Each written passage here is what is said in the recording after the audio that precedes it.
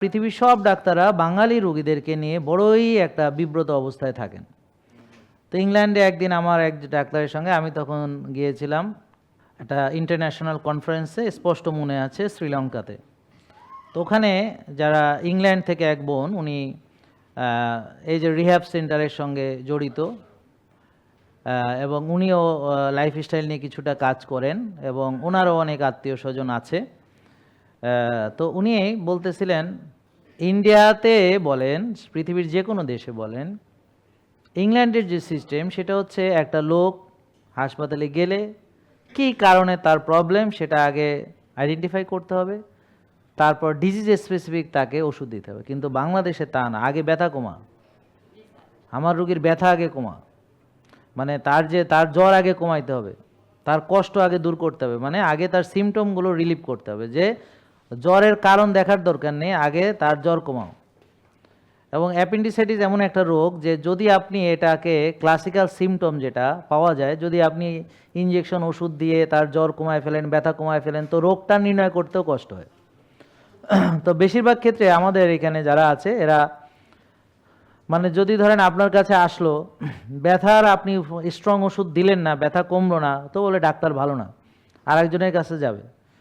তো গ্রামে যারা ডাক্তারি করে ওরা এত ভালো কেন? কারণ ওরা হচ্ছে তাদের প্রিয়, কারণ ওরা রুগীর সিমটমটাকে আগে রিলিভ করে, জ্বর কমায়, ব্যথা কমায়, রুগীর আরামায়েশের আগে ব্যবস্থা করে। কিন্তু রোগ কি সেটা পরে দেখা যাবে, আগে ও রুগীরে আগে সেটেল করো। তো ওদের আবার নাম দেয় যে ডক্টর কাম কেমিস্ট, মানে নাম দেয় আর কি ওরা। যাই হোক, কী কারণে রোগ হয়েছে, অর্থাৎ আসেন, এবার আসেন, আপনি গ্রামের ওদেরকে বললেন, এবার আসেন শহরে আসেন। তো ডায়াবেটিস কী কারণে হয়েছে না জেনে যদি ওষুধ দিয়ে শুধু ডায়াবেটিস কমান, তাহলে ওইটার সাথে এটার কোনোই পার্থক্য নাই। এখন কি, এখন লাভ দিয়ে ওঠেন নাকি? বোঝেন নাই কথা? তাহলে এরা তো মানে অনেক বড় বড় যারা ডিগ্রিধারী, এই কাজগুলো তো হচ্ছে, তার পার্থক্য কী হলো? এই কথা বুঝতে হলেও জ্ঞান লাগবে, নাকি বোঝেন নাই কথা? এটা বুঝতে হলেও জ্ঞান লাগবে। তাহলে কি কারণে ডায়াবেটিস, অর্থাৎ ম্যালেরিয়া কি কারণে হয়েছে? ম্যালেরিয়া হয়েছে, ম্যালেরিয়ার জীবাণু আক্রমণ করেছে, মশায় কামড়াইছে।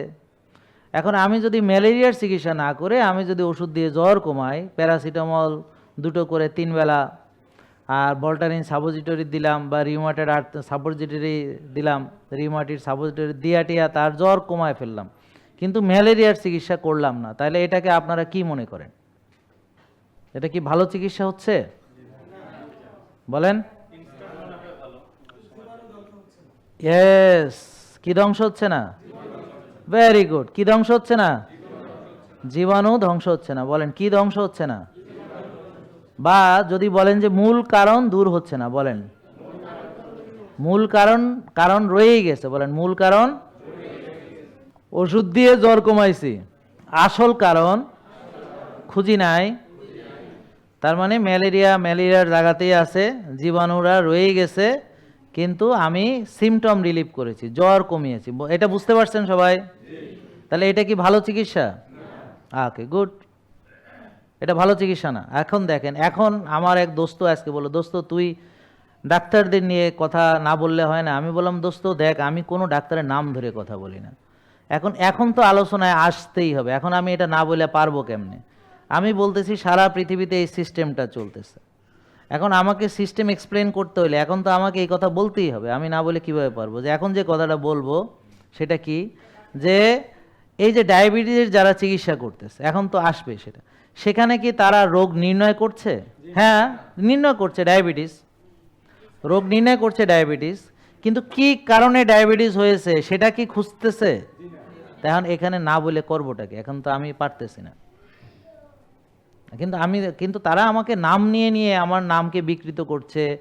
চিন্তা করেন, তারা যদি ভদ্র হতো তাহলে নাম তো আর বিকৃত করতো না, তাহলে আমার নামকে বিকৃত করছে। তারা আমার সাথে যদি তাদের মানে আইডিওলজিক্যাল থাকে, তখন কি করবে? বলবে যে হ্যাঁ, আপনার এই কথাগুলো সঠিক না, আসলে রাত্রে মেলাটোনিন হয় না, আপনি খামাখা মিথ্যা কথা বলতেছেন।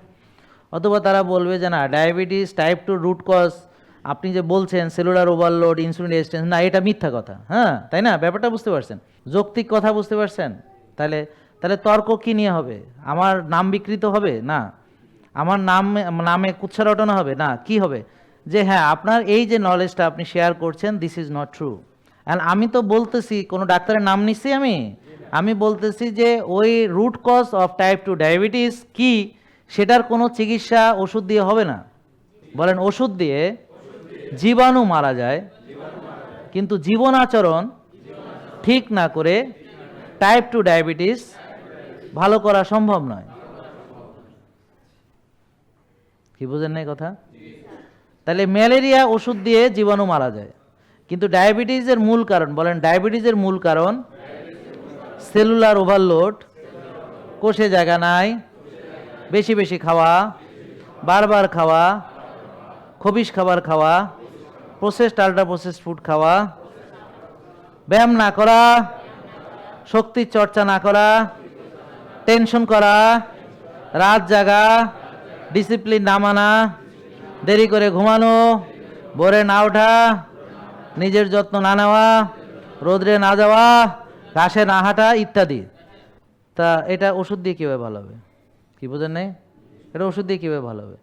ওষুধ দিয়ে কি আপনার মানে এই যে ব্যায়ামের কাজ হয়ে যাবে, ঘুমের কাজ হয়ে যাবে?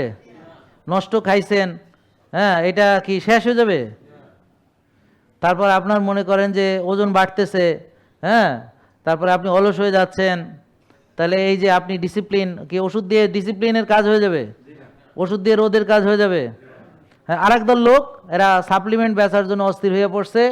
এখন ভিটামিন ডি হ্যাঁ বাড়াইলেই হলো, মানে সাপ্লিমেন্ট খাওয়াইয়া ইচ্ছা মতো 50,000 করে দিলে গিয়ে, মানে আরে ভাই রোদের উপকারিতা আলাদা, রোদে গিয়ে বানানো আর সাপ্লিমেন্টকে বানানো সেই তো একই কথাই হইল, সেই ওষুধ দিয়ে, নাকি বোঝেন নাই? হ্যাঁ, সাপ্লিমেন্ট আমরা খাবো না তা না, কিন্তু আমরা পরিমিত, মানে অল্প অল্প খাবো, রোদে গিয়ে টিয়ে, মানে আমার টার্গেট থাকবে রোদ দিয়ে এটাকে তৈরি করা ন্যাচারালি, আর সাথে একটু সাহায্য নিতে পারি, সেটা একবার অ্যাগ্রেসিভ হতে হবে না। কি বুঝতে পারছেন? জেকে লাইফস্টাইল লিমিটেড, ওষুধ মুক্ত সুস্থ জীবন।